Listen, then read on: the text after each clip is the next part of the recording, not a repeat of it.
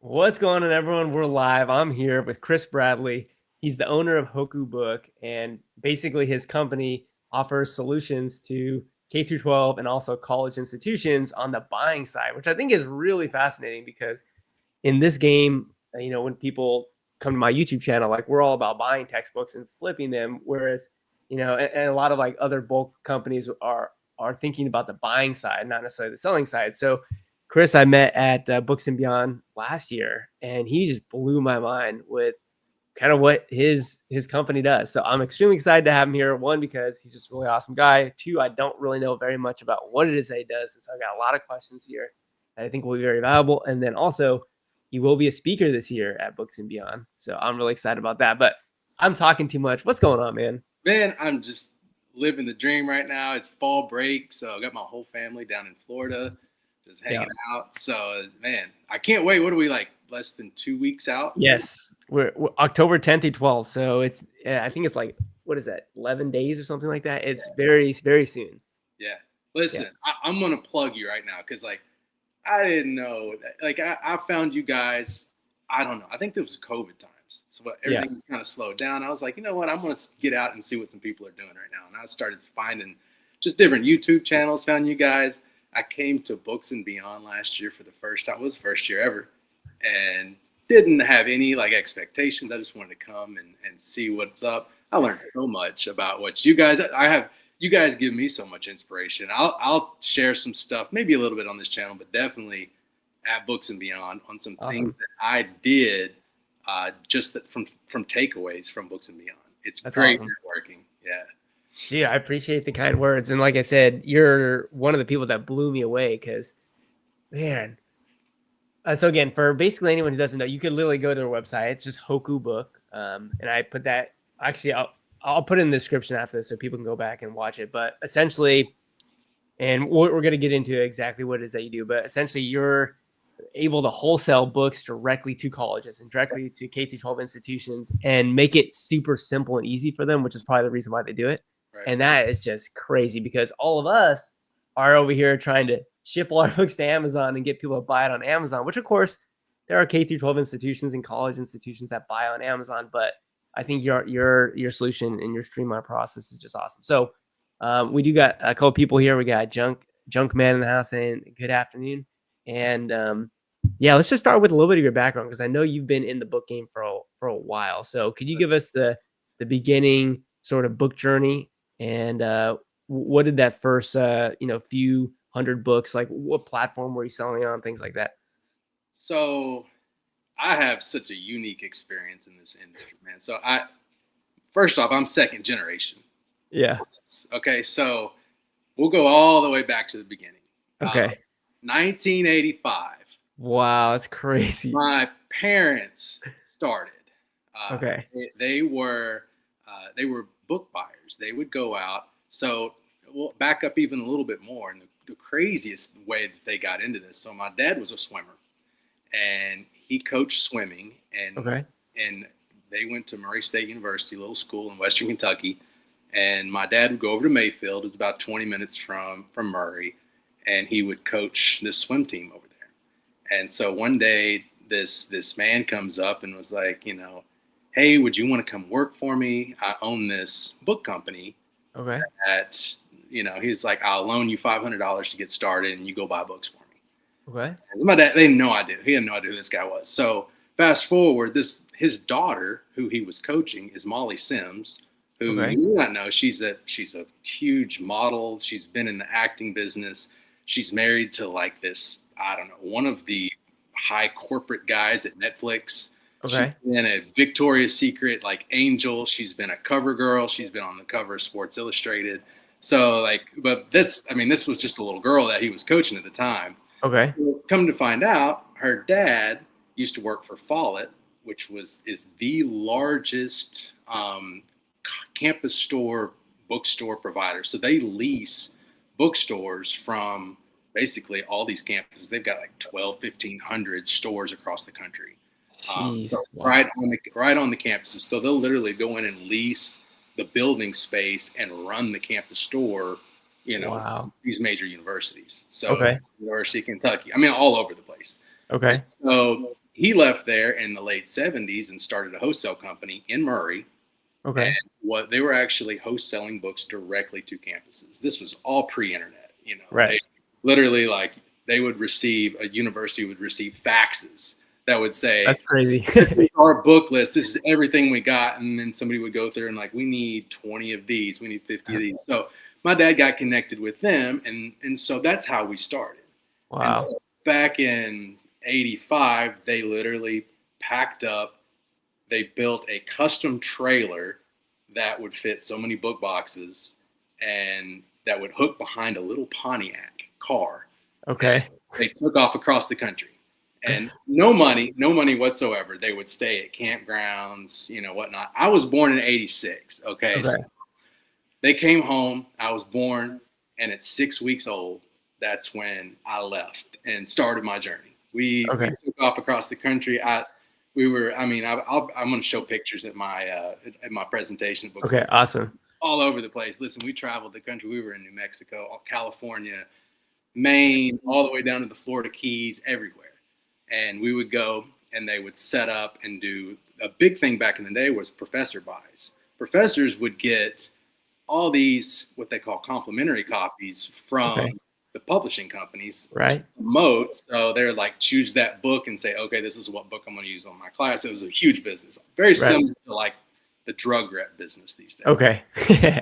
And so they would do that. And so my parents would go and buy all these student edition books directly from campuses, stacks of them, and then just ship them directly into these wholesale companies across the country.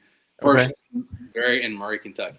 Okay. And so that's how we got started. And then, from there, they grew and they started their first campus store. They decided they wanted to actually open up bookstores. And so 87, they opened their very first campus store on the campus of Murray State University. About 10,000 students there. And then it expanded. They opened 5 more campus stores across the country: Kentucky, Tennessee, Florida, Texas, Idaho, I think, or Wyoming one. I'm not sure. And it grew like crazy. And then in the 90s, it was wild. We had lines of people outside of our door down the sidewalk waiting to come in. This is pre-Amazon, just coming in and buying books, and my dad got into, he learned how to sew so he could do Greek letters on sweatshirts and shirts and like connected with all the sororities and fraternities. Wow. It just got bigger and bigger and bigger. And then high school, I jumped in the game. Okay. And came in. This is early 2000s. Okay. And before really Amazon even got real big. And I came in and connected our whole inventory directly into Amazon so we could sell on Amazon.com. This was like, Amazon wasn't even that big. It was maybe 2003 when I did that. Okay. So I kind of led our e-commerce side for a while. Okay. And then, right out of high school, jumped in and took over our flagship store. We had 5 campus stores at the time. I took over our main store and built an e-commerce solution so students could come in and buy and sell directly from our store, which doesn't sound like anything that fancy now, but in 2005, there wasn't a whole lot of that going on. Like the campus store that we were competing with, we did more in sales than they did at the time. We had a very big private store, off-campus private store. Interesting. Wait, so let's back up a little bit. So when you talk campus store, from my own experience going as a student, I went to UC San Diego, right? There was an actual campus store. And my understanding is that is affiliated with the actual campus, with University of California, San Diego. But not always. Are you saying your guys' stores are actually on campus, or they actually are off campus? They're just we had off-campus stores. Okay, off campus. They were literally surrounded by the campus where we would find a spot. So we were an off-campus store, but now these days, what I was talking about Follett earlier, it might be like you think it's it is affiliated with the university, but the university may not own that store. That's crazy. It might be a leased operation where one of these big firms comes in, and what they'll do is they'll say, we'll come in and remodel your store. We'll spend $500,000 on revamping, making everything look nice. We'll come in. We own the store. We'll give you commission of the sales. Gotcha. And so that's how we worked with the kind of parent companies of those wholesalers in the beginning. Okay. And we would sell them books directly, and then they would be operating campus stores across the country. Okay.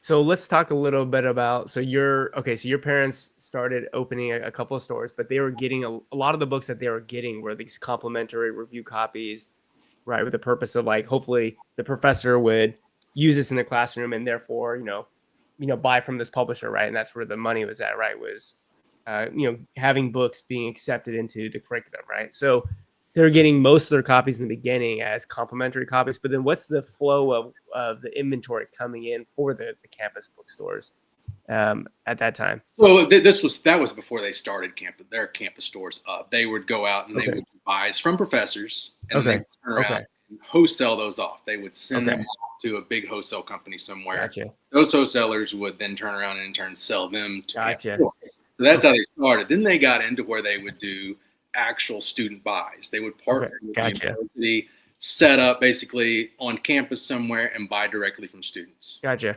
Okay. So they did a lot of that, buying from professors and then buying directly from campus stores from their overstock.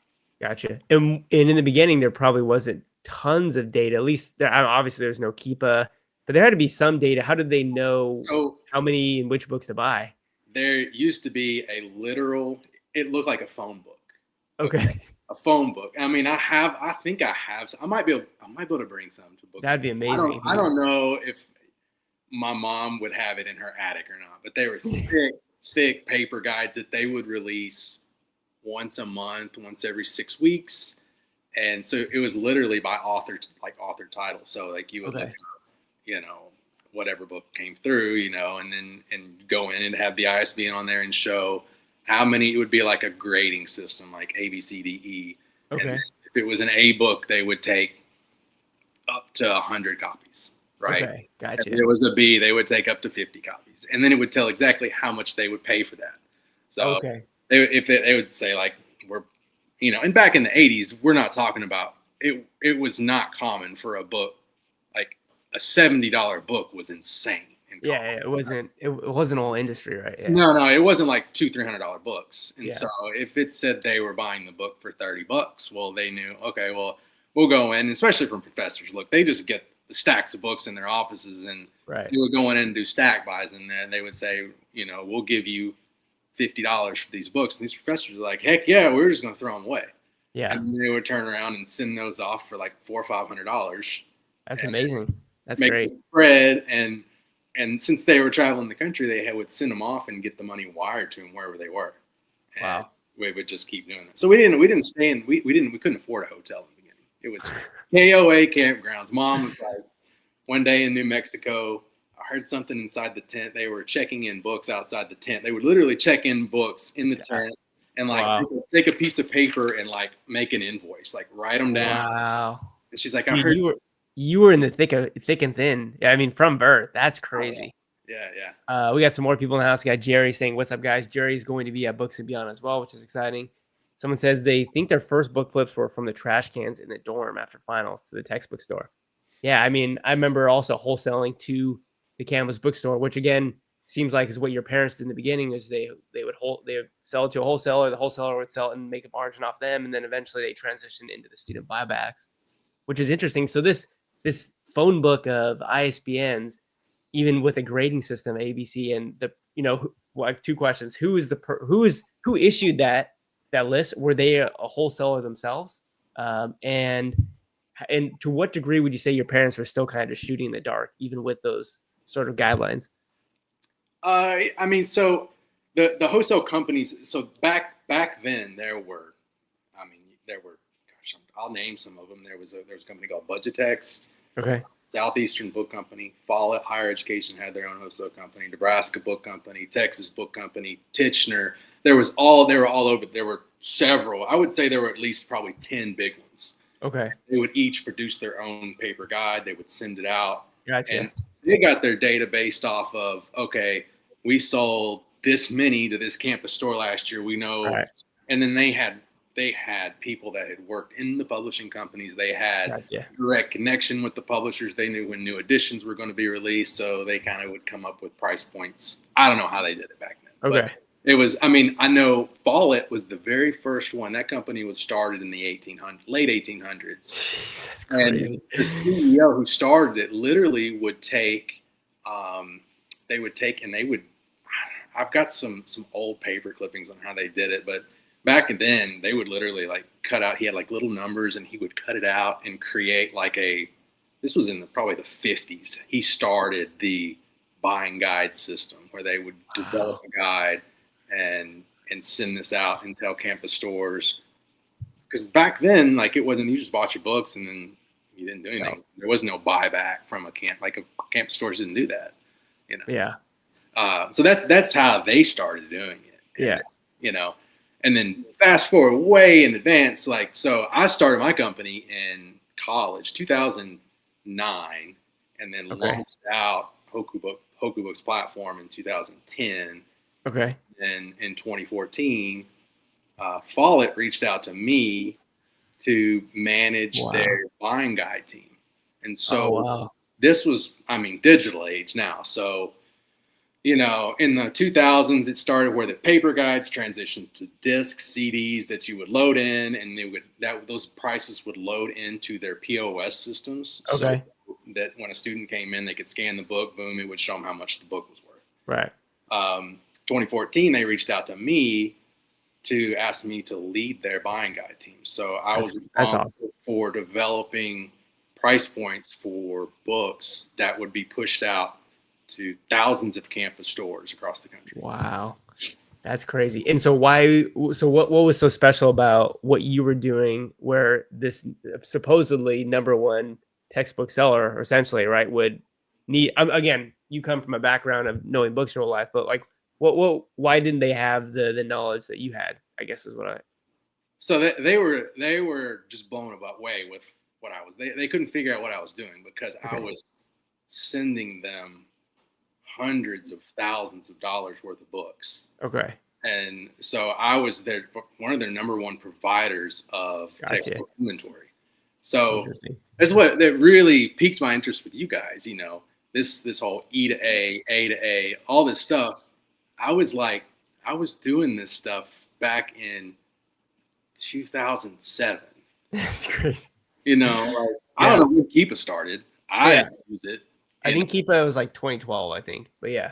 Yeah. So I remember like going on vacation with my dad and flipping a book on vacation. I bought like 200 copies of this book and made like $35, $40 a piece on each one of those books. These were textbooks, right? These are textbooks. Yeah. Yeah. Textbooks. Okay. It was and I think it was Theory of Counseling. I still remember I'm trying to think of the title of it, but anyways, I bought like 200 copies of this book and flipped them for like $35, $40 a piece profit. And these were books that you wholesaled, or these are books that you? I wholesale. Yeah. So like the way what I started doing is I would buy and I wouldn't flip them online. Sometimes I would flip them online, but I would buy them and then turn around and flip them out to wholesale companies. And make my money right away. Like I would get it within like a week or two. And so I wasn't sitting there waiting for them to sell online. Now, what I started noticing is like some of these I would buy up and I'd be like, wait a second, I've bought this thing up to where the price online, I can resell these things and make way more than I could sell them to the wholesale companies. Right. You know, and so, I mean, I started doing that. So I started doing a lot of flipping online. Okay. Just like that. Yeah. So you were flipping mainly on Amazon, right? Not eBay, just Amazon? Amazon at the time, yeah. Yeah, Amazon. In the very beginning, it was just Amazon. It's Amazon. There was no such thing as Amazon Prime. Like it wasn't anything like that. Like we were just merchant fulfilled. And I mean, then I got our campus stores on there doing it. And I mean, I remember like it wasn't uncommon, especially during like peak sales season, to sell $50,000-$60,000 worth of books in a day. That's crazy. Yeah, I think in August I did like 60,000 in the whole month for myself, just doing regular online book arbitrage. So I mean, obviously, you can look at so many. I mean, I'm not sure how much you even reference Keepa because you have your own data of sorts, but when you look at Keepa for a lot of these books that have, these sales rank bolt, I call it like a sales rank bolt, where the sales rank just stays so incredibly low for 1 or 2 months, and it can get under 5,000, 3,000. Like these are books that are just pumping, like probably selling hundreds of copies a day. Yeah, they're moving so fast that Keepa can't. I mean, because Keepa's going out there. I mean, they're not necessarily scraping. They're using APIs to go out Yeah. and put this data in, and those APIs can only work so fast. Yeah. Because Amazon limits this. Now they've gotten smart and they like connected through multiple, API accounts, but so they can pick it up faster. But still, there's only so often that they can reach and pull that data. So there's sales that are happening in between there, and then when it's like super low. Yeah, exactly. Like you can't even talking about this. Like you really don't know how many. Like, can you buy 100 copies of a high school book and read? Yeah, you can do that all day long. I mean, we sell hundreds of copies to high schools all the time, and so the way our system works, Hoku Book. What I created this platform. So what I'm telling you, like how I started, I was flipping to wholesale companies online, and I was like, okay, campus stores and high schools want to do the same thing. I was having conversations because I had a network of people that I would talk to, I mean, or, conferences I would go to of higher ed, there was this whole higher ed conference system back then, and all these campuses would go to it, and had conversations within there. Like, we would love to do that. And just like you guys, what's your problem when you're doing this? You guys get prep centers now, because like a campus trying to receive hundreds and hundreds of packages. Yeah, it's just too much. They don't have all the resources to manage that. There's like maybe a large campus may have like 5 people in their textbook department. Right. Smaller stores, maybe 1 to 2.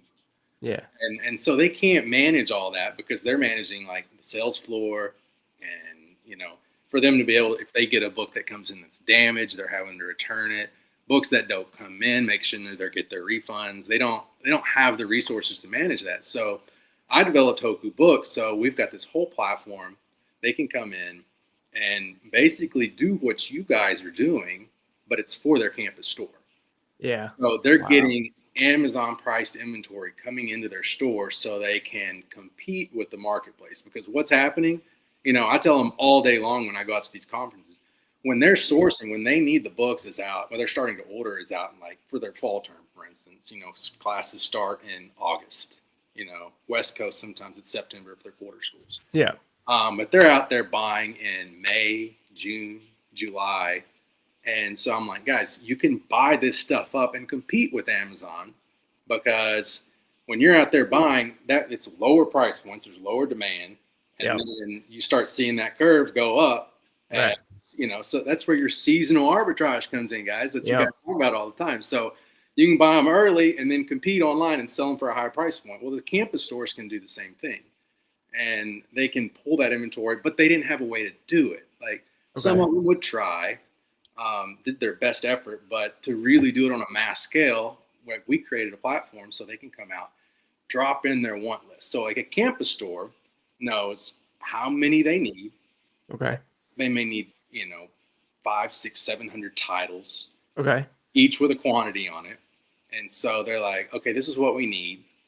And from a wholesaler standpoint, like the way the industry had always been run is wholesalers would sell to campus stores for 50% off the list price. So off the list price. Mm-hmm, if the list prices are pretty high, right? I mean, yeah. So like, let's look easy numbers. If the book was $100 retail, brand new, wholesaler would sell it to a campus store for $50. Gotcha. Okay. Campus store would turn around and do a markup on it. So you would be getting that used book for roughly $75 for a used book versus a new book. And so that's how that industry worked. That's how they started in the 50s and ran it up through the ones that are left today doing the same thing. Gotcha. So our platform goes out and it looks for everything that's below that price point. Okay, gotcha. They can go out, drop it in, and it will automatically. It does the automated source. It will buy, and it's not just from Amazon. We're built on top of multiple markets. Okay. So we're pulling from all these different marketplaces that are out there. So you're also, so let's say, I mean, obviously Amazon's the biggest one, right? Because you have all the other bulk booksellers there. Obviously, you probably don't have like other wholesalers that are doing this. Probably don't necessarily have their stock on Amazon, but I would assume Amazon, eBay, but like, are you also trying to pull data from like World of Books, Thrift Books, like larger corporations like that? I mean, Eight Books got bought up by Amazon. okay, interesting. Yeah, So Eight Books is they kind of started out there in the rare item yeah, category. So it was like, 1800 first edition copyright of this Shakespeare book, yeah. and stuff like that. But now it's blown up. It's big. There's all kinds of stuff out there. So Alibris is another one. Alibris is another big marketplace, and eBay, of course. And Yeah, so okay. what we've found is, okay, so you guys have problems with books being restricted, gated on Amazon. Yep. Okay, so what happens when a book's gated on Amazon and like all these sellers can't sell on there? Well, Good. Yeah. the price gets inflated on Amazon Yep. because it's lower. There's not as much competition. Competition, right? So books that are gated, you can find for lower price points on other marketplaces because those marketplaces don't gate. Yeah. Yeah. For example, eBay. Yeah. Yeah. There's no gating. So Yeah. So Amazon has an inflated price point on a lot of those titles. Our system will go out and look and say, okay, well, it's finding it at a better price point here. It'll pull Okay. it from there. So that's kind of how I found it. I started that company to do what you guys do, but kind of on a bigger scale for hundreds of campuses across the country. Yeah. Which is crazy. So I mean, when I think about, again, going off of the campuses wanting to, or wholesalers are offering the campus 50% of the list price, right? So obviously, if that's the best deal that they can get on those books, that's what they're going to go with. But in many cases, as we know, right, markets exist outside of this wholesale relationship, right? There's Amazon, there's eBay, there's all these other marketplaces. So I would bet in many, many, many cases, especially for books that have been published a little bit, they've been in circulation for a little bit, and there's now this larger used marketplace where there are actually plenty of opportunities for them to pick up this book much lower than this 50% of list price, right? And so what's important, if I'm understanding, is that you are not actually doing any of the purchasing yourself. You're simply just telling them like, hey guys, these are where all the best deals are at, where you're going to get it well below your 50% of list price from the wholesaler, and this is an opportunity for you guys, I don't know, to save money, or if they're thinking of it as for you guys to make more money by flipping it for this a higher price, right? Because I don't know, I mean, is the campus bookstore really trying to maximize profit, or are they trying to lower prices? Because it could be seen both ways, right? They could be trying to pick up books for a cheaper price so they can sell it for a cheaper price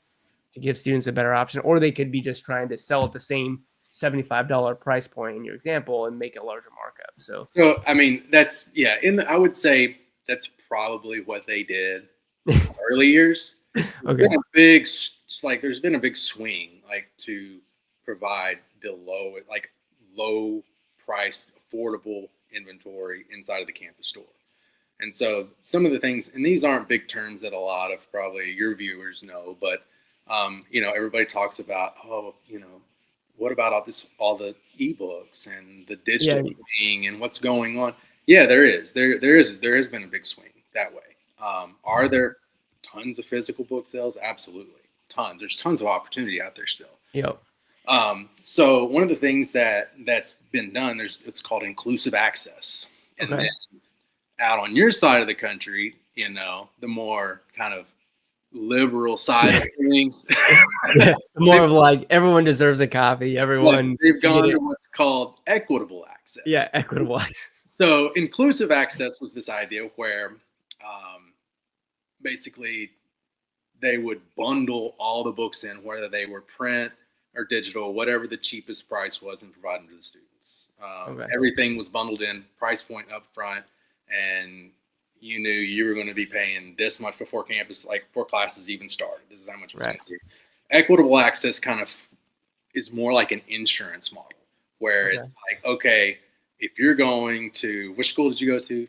One of the UC. I went to UC San Diego. UC San Diego. So they're one of the ones that do this. I believe they're on an equitable access program now. So what they tell their students is every single student that goes there, they're going to pay $200 for their books this year.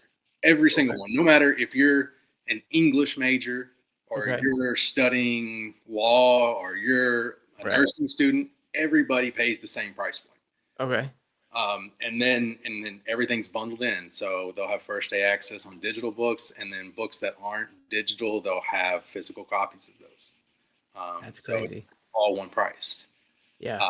Yeah, so that's, I mean, but there's tons of opportunity out there for physical. Obviously, we're selling books online. Yeah, we're So selling tons of books, right? And it's like when you do think about, I mean, just the number of books that are out there. Like even if the ebooks did cut out 50% of the market, which I don't think it did. I don't think it does, but again, you would know more than I would. But it's still like the number, like 50% of an insanely large number is still an insanely large number. So still and, plenty of and market. what's going on is like the campus stores don't see these numbers, but these all like only like they're getting digital copies of a book. There's a lot of students who want a physical copy too. Right. So they'll pick up physical copies online because they Yep. want to keep that book. With inclusive Yep. access, they just get access to a digital copy for 90 days or whatever Yeah, exactly. the term is, and then when it's done, it's done. And so I don't think it's a good deal. I'm not a big proponent of it. I mean, if you listen to a campus store, what they've done is they've made it incredibly easy for who's maintaining that program to be able to. They're not having to order and deal with inventory coming in. It's like a direct distribution model, so it makes it easy for the campus store administrator to manage it because they're not Right. having to deal with inventory. But are they able to sell it back or resell their own book online? And I mean, when you factor in like the resale off of a used book, it makes way more sense Yeah. price-wise from a student, Oh yeah. than Sure. a digital book. So There's no contest. We yeah, got a lot of people here that have a lot of questions. So I'm gonna start reading some of them off. So let's see. We got Gary, who's going to also be at Books and Beyond, saying, "Hey, Joji and Chris, I'd be interested to hear Chris's thoughts on what's going on with counterfeit textbooks." And actually, I do want to hold off on that a little bit, Gary, because we are going to get into that because there's still some questions related to this that I want to talk about. We will talk about counterfeit books, and Chris will be talking quite a bit about counterfeit books at the conference as well, which is going to be really valuable. Junkman wants to know how early do professors know that they will.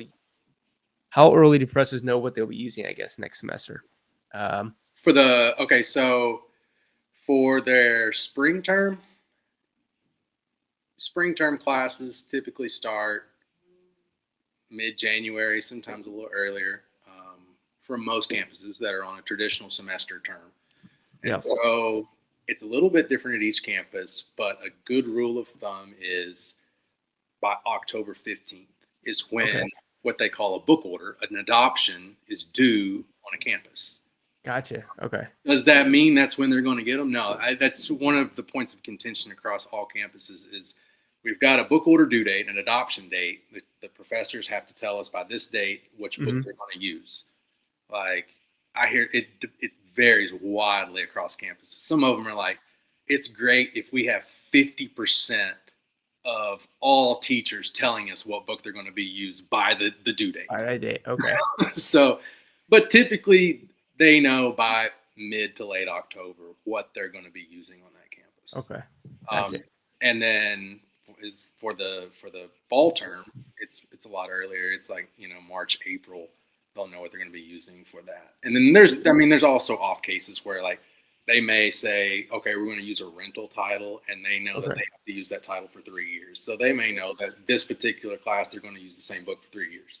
Gotcha. Cool. We got someone saying, is the buy box back to normal for FBA booksellers? I believe it's still favoring FBM over FBA, but there's still just tons of variation in what I think is just a bunch of testing going on by Amazon right now. Misa says, in the roadmap Excel spreadsheet we guys made, what's a good sell-through rate per day to include in that sheet? And this actually is a good question for you. Oh, I mean, I don't know, because technically you're not buying and selling books. You're just offering a solution for people to grab their books at a better price than they normally would, right? And essentially, I'm assuming they ship those books to you guys store it for them, and then send it all to them in like a pallet or something. It's an all-in-one solution. So they're not using their own money. They're not using a credit card. They don't have their own Amazon accounts. They come in. We provide net 30, so like net 30 terms. So they get a credit line extended through us. Interesting. They're coming in, and it's HokuBook is its own platform. They're not looking at Amazon and this and that. I'll pick this one.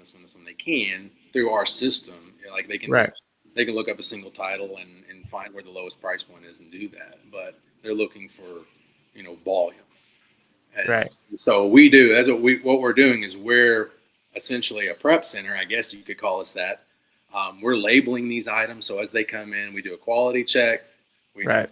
fit checks. So we're looking for all these potential issues that are coming in. So it takes the liability off the campus, and then we're labeling those items so they work with their POS system. So those pesky little bookstore labels you see on the back of books Uh-huh.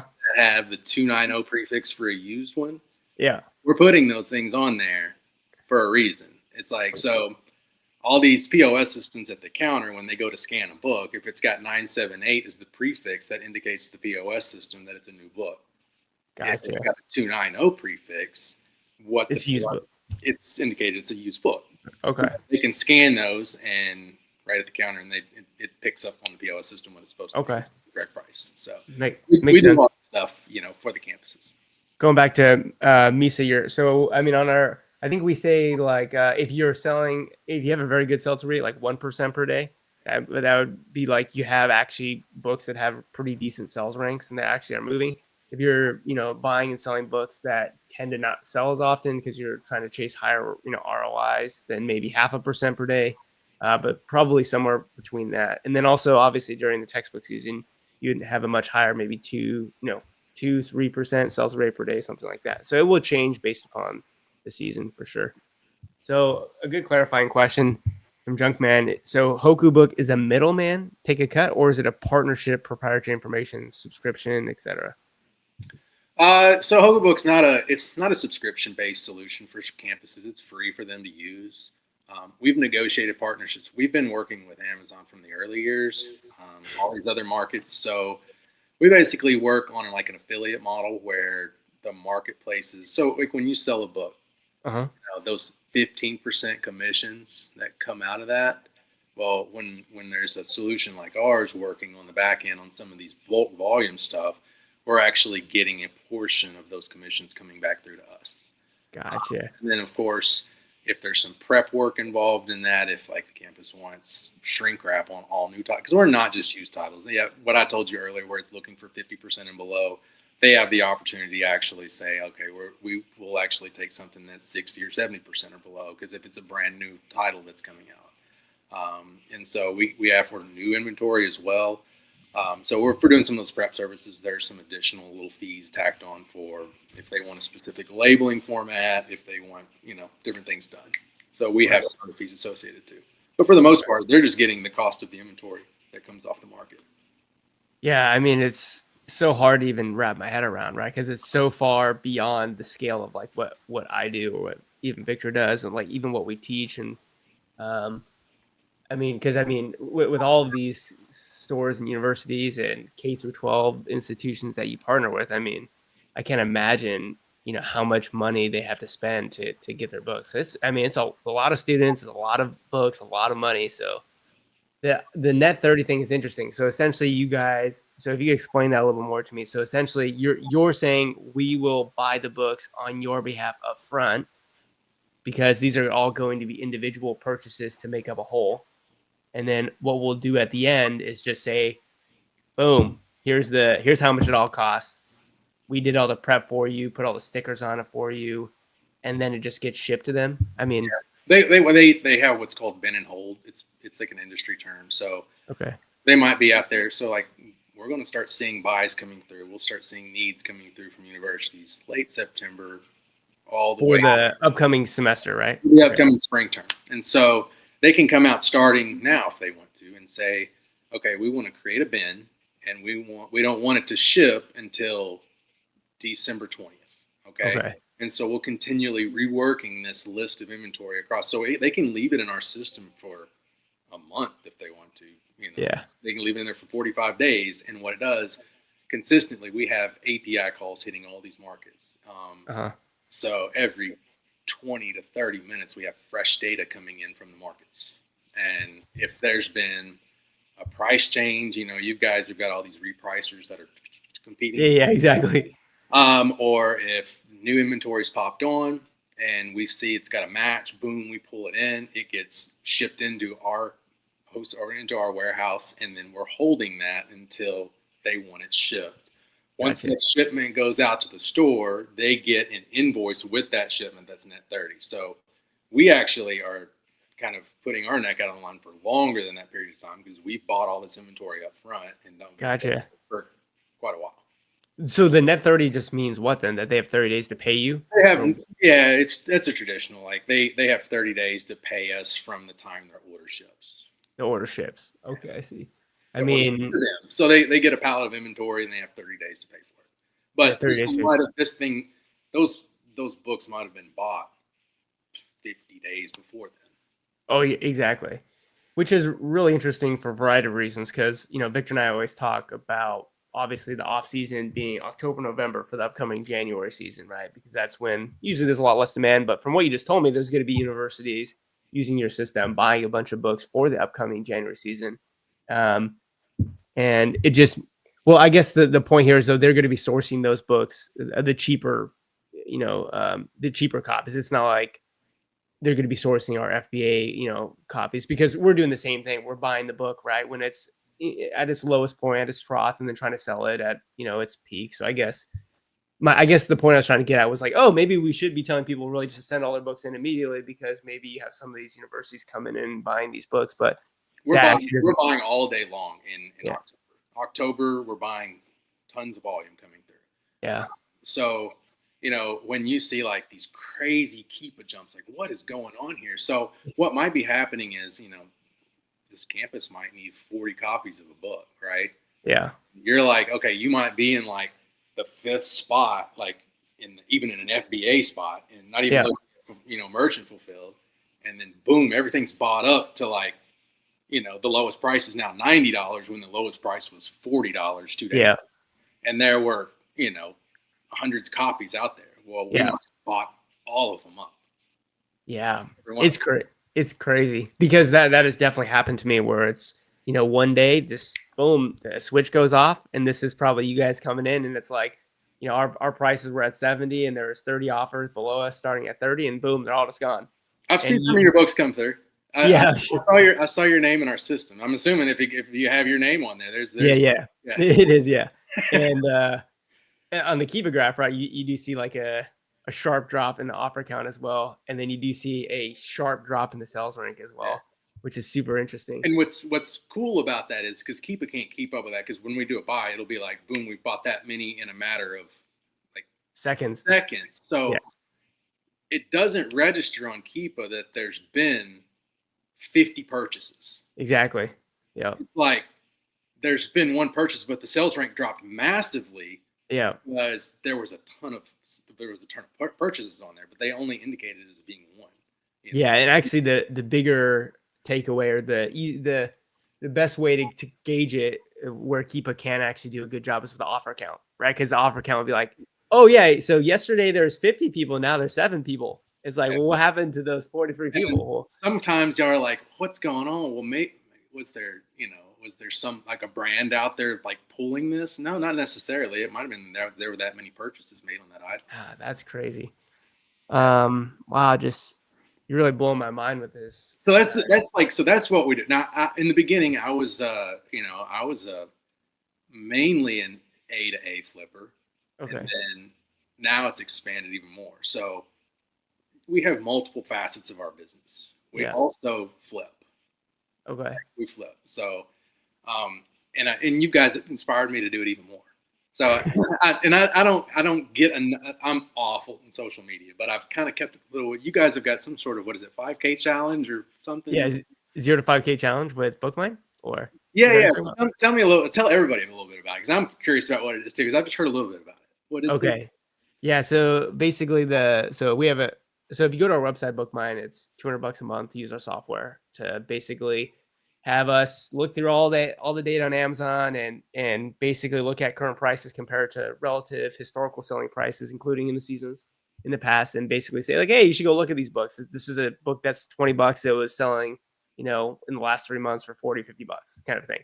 So anyways, if you want just our software, it's $200. But what we did was give a pretty awesome guarantee, which was that if you pay for 3 months of Bookmine up front and you got yourself from 0 to 5K in additional revenue, then we would give you your money back and basically say like, hey, so it actually works. And you might be asking, why would we just give you your money back? What's the incentive to us? Well, it's like our goal is to support you in becoming a profitable book selling business. And I forgot to include that with that comes the Book Mind Starter Kit, which is basically a whole masterclass that Victor and I made of like 50 plus videos on like how to do the whole process.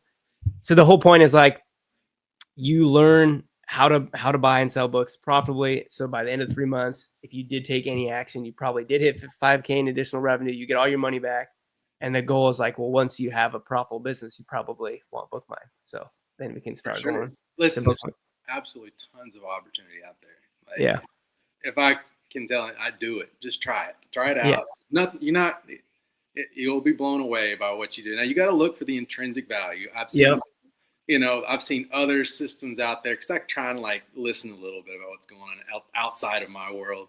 And I see people just deniers. You can't do it. Like, these people, it's fake. Like, it's not. Listen, I've done it. I'm gonna bring something really cool that'll blow a lot of people's minds. So, I'm trying to think the year. I think it was 2011, 12. Okay. I started receiving emails from Amazon saying, "You're buying too much." Really?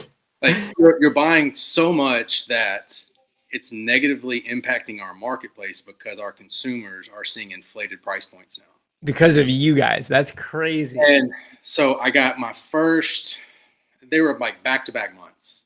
I'm trying to think, I feel like it was September, October, 2011 or 12. I'll bring the actual letters, they're emails that I got from them. Okay. And it said, if you don't stop, we're going to deactivate your account and you won't have access to it anymore. Okay. I'm like, okay, they're blowing smoke. So I just kept going. And like, I mean, I'm trying to think, like, I don't even know, like the largest buy day we've probably had $150,000 worth of books we bought today. That's crazy. And like, so I was like, well, we're just going to keep doing it. We'll see, what are they going to do? And then so October, I believe I got a second email. You've continually, like, you're ignoring what we're saying. Like, we're going to deactivate your account if you don't stop. I'm like, oh, I mean, this is how I'm operating my business. I wasn't just using it. They're not like us. They weren't even the sole providers. We were using multi-marketplace by then. Right. So I kind of scaled it back some. I'm like, all right, I'll scale back from this market and just continue blowing up these other markets. Well, apparently it wasn't scaling back enough because they shut my buying account down, said I couldn't buy from Amazon ever again. That's crazy. And this was in, I think it's in 2011. So I did all the stuff. I have a computer science background, so did all the things. They got new accounts, brand new. I probably shouldn't say all this stuff. Brand new MAC addresses, Wi-Fi, all new. You need to do everything. Yeah. On your ISPs, like, how did you, like, your name? Wasn't your name on there? Oh yeah, well, we got business cards with different buyer names on there as well. Right. So we had this whole thing set up, and then, I mean, fast forward, Amazon Business, launched, and that wasn't a thing anymore. They were coming to me, and they were like, I actually had a meeting on my 30th birthday with Amazon in Houston, Texas. I was down there, and this was, just briefly after that time, and I was like telling them this is what happened, and they were like, "What? This is," because Amazon's so huge, they don't. The left hand doesn't know what the right hand's doing sometimes. Right. And I told them, I was like, look, y'all told me I couldn't buy anymore. And so I showed them our platform, boom, in real time. And I was like, if I'm not buying from you, you've got these massive sellers that are selling across multiple marketplaces. Like, I don't have to buy from Amazon to buy the inventory that's on Amazon. And they were like, oh. And I was like, look, boom. And I showed them. And I was like, all right, I'm going to buy some books right here in front of you right now, but I'm going to only buy them from this other marketplace. Yeah. And let's watch what happens. I bought them. And within 15 minutes, because it takes a little bit for it to all prices on Amazon went up too, right? Well, yeah. So what happened was all these listings just disappeared from Amazon like 15 minutes later, after all the systems kind of took or actually showed that the inventory had been removed, and they're like, wow, okay, so like you can buy without us, but we want in on this, so we got everything reinstated really quickly. But yeah, I bet. That's the thing. Like, if there's one takeaway from being a bookseller, like, you have to be resilient in this industry. Whether it's like oh my gosh, what's happening with FBA right now? Yeah. Are we ever going to get the buy box back? Like, Yeah. even if it doesn't, we're going to find our way around these things. Yep. I mean, I'm 100% merchant fulfilled and always have been. Never done FBA one day in my life, and I've sold hundreds of thousands of dollars worth of books a year on there. Yeah. So it's possible. Yeah, it's definitely possible. You Yeah. know, so don't worry. And most likely Amazon will come back around anyway. It probably is this FTC thing. Yeah. So I'm pretty sure that's what it is. And pretty sure. Yeah. So wow. Let's see. Let's talk a little bit about just some like how you guys are dealing with counterfeit textbooks, because right now, again, what's interesting is that you guys predominantly are not selling on Amazon, right? You're basically offering a solution. it's not the core of our business, but we're Right. still selling a lot. Okay. You still sell a lot. Okay. But that'd be more of like the flipping, right? Right. That's independent of Hoku Book, right? It's kind of right. We Okay. still have proprietary systems on the back end that we only have access to that does buys. Yeah. And is looking for potential. And so, yeah, we do that. So we have to deal with counterfeits in the industry. Yeah. Yeah. You had to deal with counterfeits. So a lot of, I mean, even I went through an account suspension back in 2020. I think it was it during COVID, where I got test bought out by Ozy and Law. And back then I was doing a lot of like Facebook Marketplace to Amazon flips. So I'd be buying a lot of books on Facebook Market. Dude, the margins from Facebook Marketplace to Amazon are just crazy, right? Because essentially it's, no different than, a college student walking into the campus bookstore, right? And then you can scan in.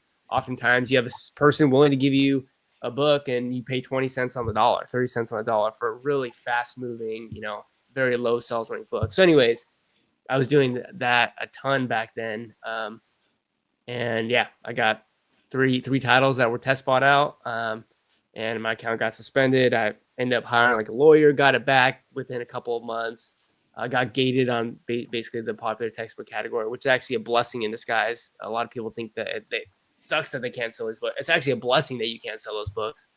But yeah, what have been the implications for you guys? Because you guys are at a massive scale. So the first time I heard about counterfeit books was probably 2012.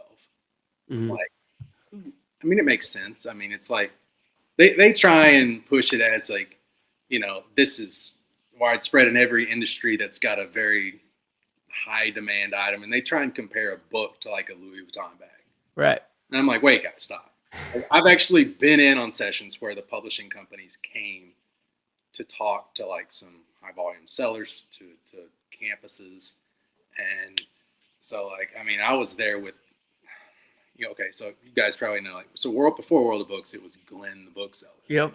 So Glenn was also there, and like everybody was quiet because they were like just asked to come to this thing. Some of them were almost forced into going. Like you have to come and listen to this. Okay. They're going through things, on the back end of like there being test buys going on, and so everybody was just quiet in this room listening to the publishers. And I was like, okay, I don't know, like we're not going to this.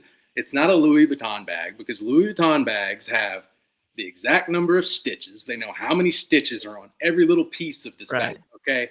So publishing companies, I've been in this industry so long. So publishing companies will outsource some of their prints. They'll have multiple print runs of a book. Right. And those print runs differ.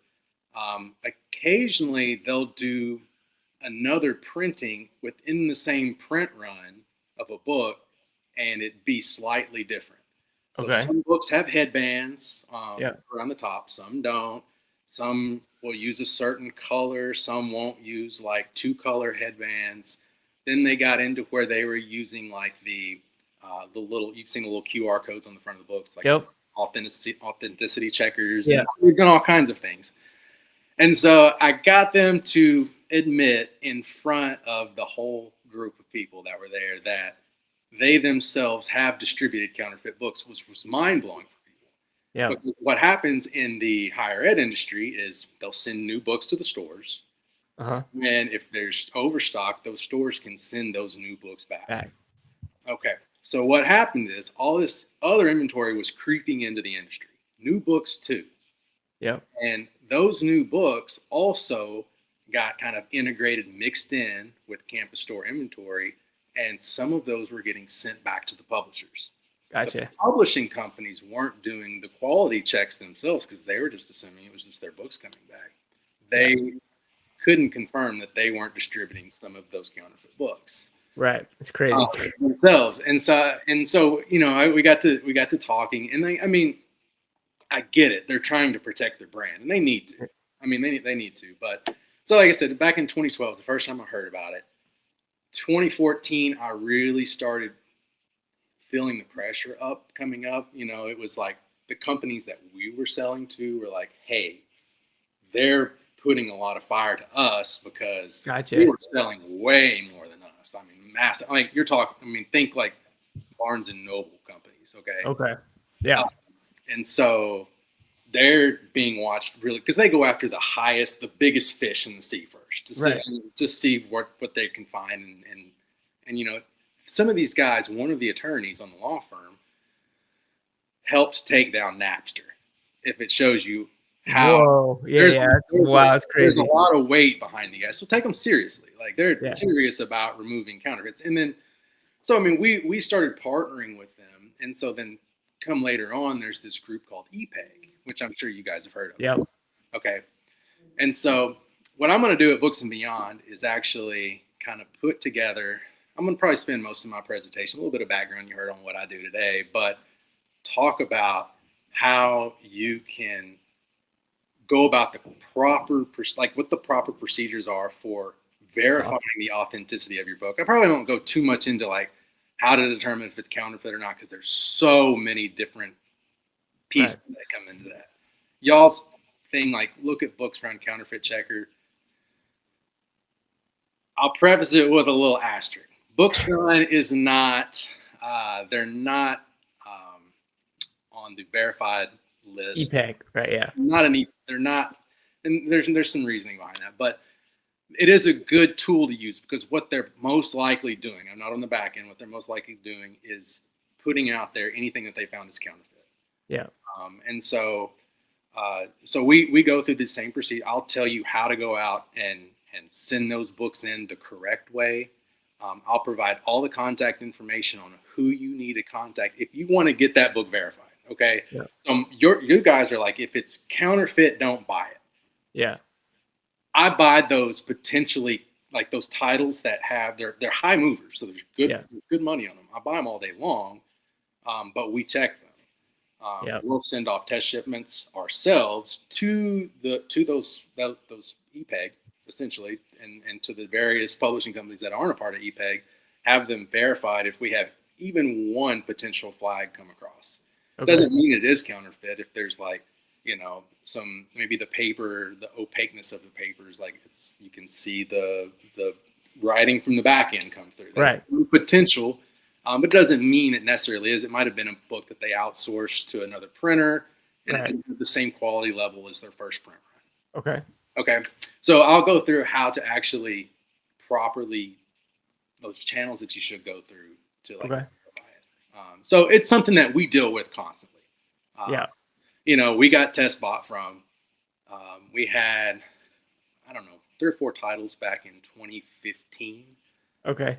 That they actually didn't confirm anything from their test buys.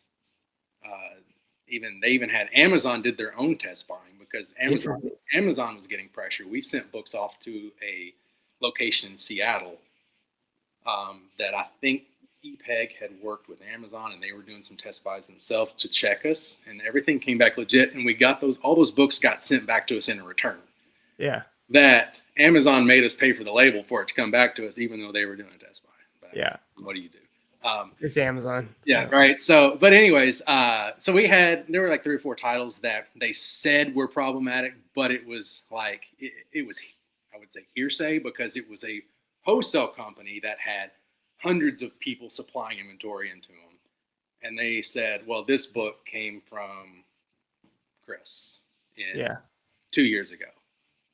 So, so Yeah, it's so even when I had it, right, they had test bought my account. They found 3 counterfeit titles, but they ended up maybe a year later sending back like 25 books. yeah, And they had basically sent an email like saying like we had purchased these other units as well for the inspection of right to test counterfeit likelihood, and we've deemed these are not counterfeit. So here's all your books back. And yeah, I had to pay for the shipping back. yeah. But yeah, it's I mean, I think there'll be a lot of value because yeah, I'm not sure if you remember, but you do. I think you do remember. Last year, I tried to do my best on counterfeit textbooks at Books and Beyond with Frank and Shanna, You who did a are good job. You tried to get me to come. I lost my voice, if you remember. yeah, I yeah, had no voice. yeah. You had no voice because you were just talking so much. Yeah. Uh, so I mean, I did the best that I can. I mean, obviously, there's resources online that are put out, and I try to follow that. But I think it's going to be a ton more value to hear it specifically from you, especially because you've been selling for so long. Most of the people, who've even been a part of our network and our ecosystem with Bookmine, even my YouTube channel, Facebook's or Victor's Facebook group. Like Victor started his Facebook group, I think in 2018. I started my YouTube channel, I think in 2021 or 2022. So I mean, a lot of the people who've come to us haven't been really selling for more than even 5 years, right? And so a lot of these people are very kind of new to just the way the landscape has changed. And yeah, I mean, I wasn't even aware that counterfeits were existed in 2012. To my knowledge, it was like started to become a big thing in 2017. But there you go. Even I'm limited. There was a wholesale company that got bought out. It's probably it was 2012, 13. Okay. This was the first I'd heard about it. They were buying international student editions and having U.S. student edition covers printed, which is Interesting. You can't do this. Okay, Yeah. this is no, you don't do this stuff. And they got caught because a box of the covers busted open at a UPS distribution center. Uh-huh. And a UPS employee called the publishing company and was like, I don't know what this is, but it looks weird. And there was it ended up being like a $30 million judgment against that company. It took them down, obviously.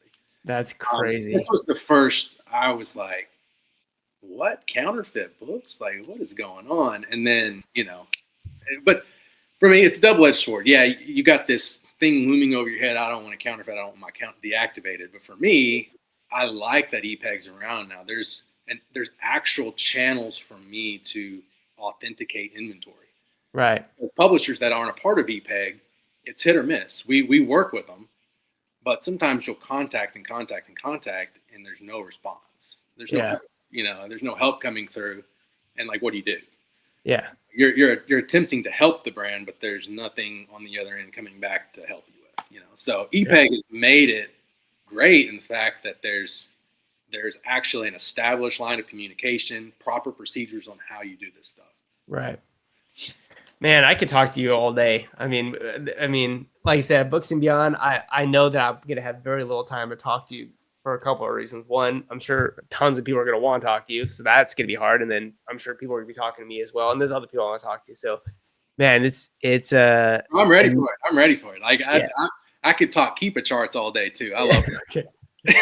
Yeah, we got tons of Keepa charts. I did want to share with everyone just as well. Chris will be at Books and Beyond. He is going to be a speaker. So if you click down here to the speakers, we got Chris right here. Was this a wedding photo or is this? Man, I don't know. Y'all got me this is my sister's wedding. I got a flower on my shirt and I'm in suspenders.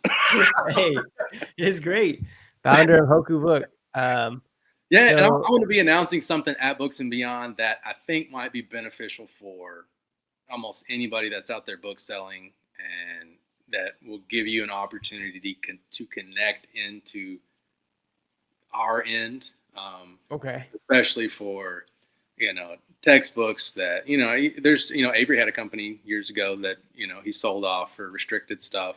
Right. We operate on a totally different side, it's totally different.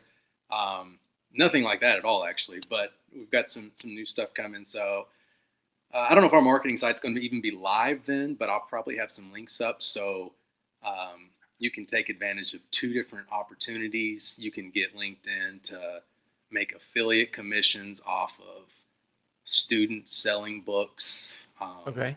through us, all kinds of different stuff. But I'll be announcing it at Books and Beyond. So we're super excited about that. I'm excited about that. That's gonna be incredible. I'm really excited for you to meet Chase as well. Oh yeah, Um, yeah. I watched y'all's stream was a couple last week, I think, wasn't it? yeah, pretty impressive kid, right? Yeah, yeah, very, yeah. He's only 19 years old, man. I can't wait to pick his brain. Yeah. So yeah, it's gonna be just a ton of fun, everybody. This was Books and Beyond last year. I'm sure Chris is in here somewhere, although this I'm is like somewhere up in like the top right, up in there behind. I'm as tall, so I had to be in the back. Somewhere over there. I don't know. somewhere that, yeah, there's just a ton of people here. So, um, but this is last year. We do got quite a few sponsors now, which is awesome. So we got, I'm not sure if you've seen the World of Books, Thrift Books, Books Run. Of course, we got Read, Plan, Capture, Go To List for Book Mine. Libro Loop. I'm not sure if you've heard of Libro Loop. It's David Chung's company. Yeah, I saw he that's something new he's doing, I believe. Yeah, and then we got Booksy Pro from Omer, which is I'm not sure. Did you talk to Omer last year as well, or? No, I kind of keep up with him a little bit. So he's the Okay. one he had bought restricted, right? Yeah, he bought restricted inventory. Yeah. Yeah. So these guys, all this, especially these bulk people, man. I eat this stuff up. I think it's cool. It's not my game at all. Yeah. We did some bulk stuff, and like it was crazy. So we did a bulk buy one time. It was last year, and like I got a truckload, like a full semi truckload backed up to us and unloaded. And of course, what is it? It's all children's books. Oh. What is it that people say they don't want? Like it makes no money. Yeah, Kids, children's books. So what do? I'm like, I'm gonna make some money off this. Like, and so what I've done is, I mean, a lot of our business is like buying online, but then selling to offline channels, right? Okay. So we the front end of our warehouse we completely converted, and oh my gosh, I don't even know. It's like 30, 40, 50,000 children's books, and did $1 book sale for our communities. We've got, I think, 100,000 children in our district. Okay. In Louisville, Kentucky, with half of those being from 5th grade and earlier. Gotcha. So there's a massive market for kids' books. Right. I'm like, I don't know. We may not make any money. I paid like, I think shipping and all $1,500 for a truckload of inventory that came in. I don't know how many Gaylords it was. It was a crazy amount. So it was only $1,500 to get it shipped. A whole semi truck. And I mean, that was like donating to the charity that they came from and having them shipped in. That was my total loaded cost. And I don't know. I think I've profited like 12, 13 grand off of that shipment. So all selling just dollar children's books. So I'm like, should I get in the children's book game? Like, because I see all these bulk people, like, I'm sure they're tossing them. Like, maybe I'll say, hey, y'all send them my way. Well, I don't know. Who knows? We'll see. But there's only so much time of the day, right? It's just right? Like you got to also focus on just, well, I don't know. I'm not sure what your perspective is on this, but personally, as my wife and I have made more money and our nest egg has grown, we've started definitely transitioning from thinking just about money all the time to like time kind of thing. Sure, absolutely. So I got three kids, and if I'm not making at least 10%, I mean, I might as well be throwing my money in an S&P, something that tracks the S&P 500, because I'm going to be making at least 10% off of that. So if I'm not doing any kind of work and making less than that, it doesn't make any sense. I say well put. Yeah, absolutely. So if y'all were interested, tickets 10 days away, Chris. 10 days. Ooh, let's go. I did want to let you know as well, everyone, that we do have a flash sale going on for the next 7 days as well. So if you use the discount code, or is it discount? Yeah, I think it's called flash sale in all caps. Basically, what you can get is 3 tickets at 50% off. So if, let's say, you and a family member or you and a couple of friends want to come, or let's say you kind of know somebody in the space, let's say even it's in Book Mine, or it's just like somebody, there are a couple of people that you have friends that you know of that are booksellers and you guys want to come together, we are offering 50% off a 3-pack ticket. So you guys want to just come to General Mission. Basically, if 3 of you group together and use that code, then there you go. You guys can get an even better deal. So we are promoting that just for the next 7 days, just to try to get one last push, just so that we can make this as big as we can and as big as possible. But man, Chris, I want to say thanks so much for being here, man. I learned so much from you. And Anytime, Josie, man. I love to do this again. We can talk all day long. So we just barely yeah, scratched the surface, and I we didn't even barely really go scratched into the surface. really. We didn't even open the book yet, really, That's honestly. right.